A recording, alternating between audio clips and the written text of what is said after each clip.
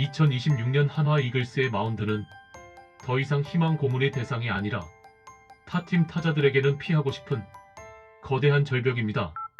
리그 평균 대비 5km 이상 빠른 구속을 보유한 투수가 불펜에만 4명이 포진해 있다는 데이터는 KBO 역사상 유례가 없는 수치입니다. 오늘 이 영상은 단순한 낙관론이 아니라 상대팀 데이터 분석원들이 밤잠을 설치며 분석해도 답을 내지 못하는 한화의 뎁스 지옥을 입체적으로 해부합니다. 시작부터 결론을 말씀드리면 2026년 한화는 6회에 리드하고 있으면 절대 지지 않는 시스템을 완성했습니다. 먼저 상대 투수들이 느끼는 압박감의 근원인 선발진의 재편부터 살펴봐야 합니다. 본격 영상에 앞서 구독과 좋아요 부탁드립니다. 화이트와 에르난데스라는 155kg급 외인 원투펀치에 이어 류현진과 문동주가 버티는 1에서 4 선발은 이미 완성형입니다. 여기서 핵심적인 균열과 혁신은 바로 5선발 자리를 두고 벌어지는 엄상백과 왕웨이 중의 생존 경쟁에서 시작됩니다. 다른 팀이라면 2선발 혹은 최소 3선발을 맡아야 할 엄상백이 불펜으로 이동할 가능성이 제기되는 순간 리그의 생태계는 파괴됩니다.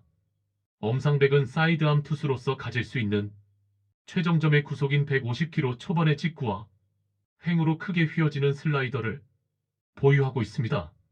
타자 입장에서 선발 류현진의 정교한 제구에 농락당하다가 7회에 갑자기 엄상백의 변칙적인 궤적과 광속구를 만나는 것은 시각적 공포 그 자체입니다. 엄상백이 선발로 고정되지 않고 7회라는 승부처에 투입될 경우 상대 중심 타선의 헛스윙률은 작년 대비 12% 이상 상승할 것으로 예측됩니다. 왕웨이 중 역시 마찬가지입니다. KBO를 이미 경험한 듯한 이 노련한 좌완 투수는 투구 메커니즘이 매우 간결하여 타자가 타이밍을 잡기 극도로 어렵습니다. 만약 왕웨이 중이 5선발로 낙점되어 좌완 로테이션의 균형을 맞춘다면 엄상백은 불펜의 최종 병기가 될 것입니다. 하지만 여기서 우리가 간과해서는 안 될 진정한 무기는 바로 마당쇠의 탈을 쓴 영건 3인방 조동욱, 황준서, 정우주입니다. 작년 한 해 동안 팀이 필요할 때마다 격일로 등판하며 온몸으로 1군 타자들의 타구를 받아냈던 이들의 경험은 단순한 숫자로 치환되지 않습니다.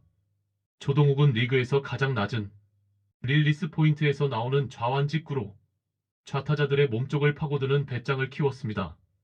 황준서는 고교 시절부터 정평이 났던 포크볼의 낙폭을 프로 수준에 맞춰 더 정교하게 다듬으며 제2의 구대성이라는 별명이 부끄럽지 않은 수준에 도달했습니다. 정우주는 어떻습니까? 150km 중후반을 상시로 뿌릴 수 있는 이 우한 특급은 이제 단순히 빠른 공만 던지는 투수가 아닙니다. 타자의 배트 스피드보다 공의 회전수가 앞서는 소위 라이징 패스트볼의 궤적을 그리며 6회라는 고비를 삭제하는 역할을 수행합니다.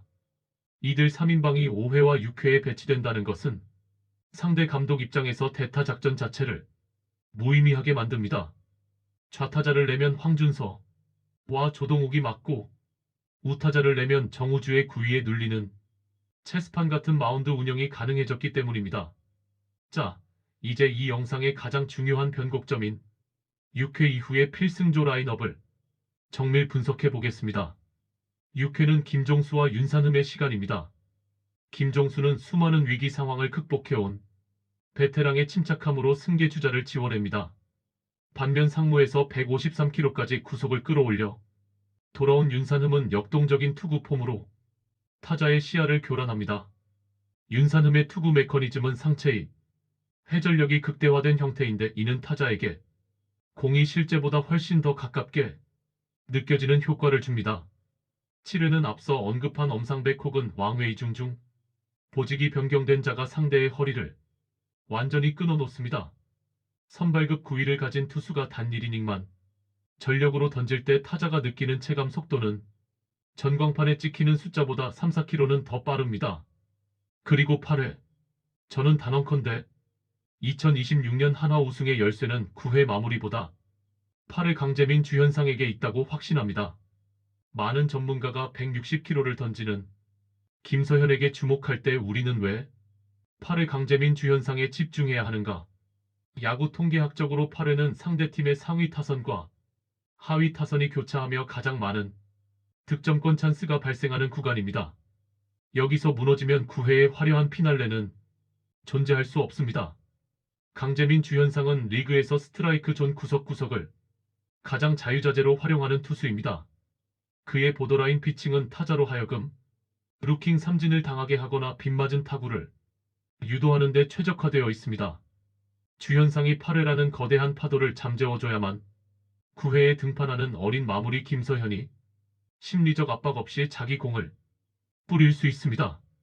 주현상은 단순한 세선맨이 아니라 전체 마운드 시스템의 안정을 책임지는 코어 자원입니다. 이제 9회로 넘어가 봅시다. 160km의 광속구를 뿌리는 김서현은 이제 제구라는 마지막 퍼즐까지 맞췄습니다. 타자가 김서현의 직구를 공략하기 위해서는 스윙 궤적을 미리 예측하고 휘둘러야 하지만 이제는 슬라이더에 꺾이는 각도까지 예리해졌습니다. 직구를 노리면 슬라이더에 헛스윙하고 슬라이더를 대비하면 직구에 손도 못 대는 이지선다의 지옥이 9회에 펼쳐집니다. 이 모든 시스템의 완성 뒤에는 우리가 반드시 기억해야 할 이름들이 있습니다. 바로 한화 이글스의 팬들입니다. 비가 오나 눈이 오나 대전구장을 가득 메우고 최강 한화를 외쳤던 팬들의 지극정성은 선수들에게 보이지 않는 투지를 심어주었습니다. 10년이 넘는 암흑기 동안에도 팀을 떠나지 않고 육성군의 어린 선수들 이름까지 외우며 응원했던 팬들의 헌신은 이제 결실을 보고 있습니다. 경기 결과와 상관없이 끝까지 자리를 지키며 선수들의 이름을 연호하던 그 목소리들이 모여 조동욱을 키웠고 황준서를 단단하게 만들었습니다. 팬들의 간절함은 데이터로 측정되지 않지만 승부처에서 투수가 던지는 마지막 1구에 실리는 무게감을 결정합니다. 2026년의 한화 이글스는 단순히 자본으로 만들어진 팀이 아니라 팬들의 인내와 정성으로 빚어낸 결정체입니다.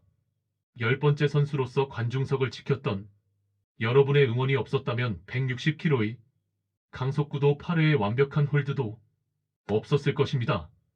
이제 우리는 설레발이 아닌 냉정한 실력으로 증명해야 할 시점에 와 있습니다. 뎁스가 좋다는 것은 누군가는 2군에서 눈물을 흘리며 훈련해야 한다는 뜻이고 누군가는 보직 변경에 아픔을 참아야 한다는 뜻입니다. 이 치열한 내부 경쟁이 시스템으로 정착될 때 한화의 우승은 따라올 것입니다. 이제 우리는 설레발이 아닌 냉정한 실력으로 증명해야 할 시점에 와 있습니다. 뎁스가 좋다는 것은 누군가는 2군에서 눈물을 흘리며 훈련해야 한다는 뜻이고 누군가는 보직 변경에 아픔을 참아야 한다는 뜻입니다. 화이트, 에르난데스, 류현진, 문동주, 그리고 5선발 경쟁자들 6회의 김종수와 윤산흠, 7회의 선발급 불펜, 8회의 수호신 주현상, 9회의 끝판왕 김서현까지 이 촘촘한 그물망을 뚫고 승리를 가져갈 수 있는 팀은 리그에 단 한 곳도 없습니다. 우리는 이제 우승을 구걸하지 않습니다. 압도적인 힘으로 쟁취할 준비가 끝났습니다. 이것이 2026년 한화 이글스가 보여줄 진짜 야구이며 우리가 이 영상을 끝까지 지켜볼 이유입니다. 8회 주현상이 마운드에 올라오는 순간 승리의 함성을 준비하십시오. 경기는 거기서 끝납니다. 오늘 영상 여기까지입니다. 다음 영상으로 찾아뵙겠습니다. 한화 이글스 화이팅!